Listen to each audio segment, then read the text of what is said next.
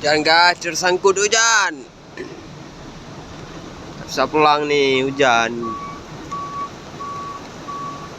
Nah, tambah besar nih hujannya.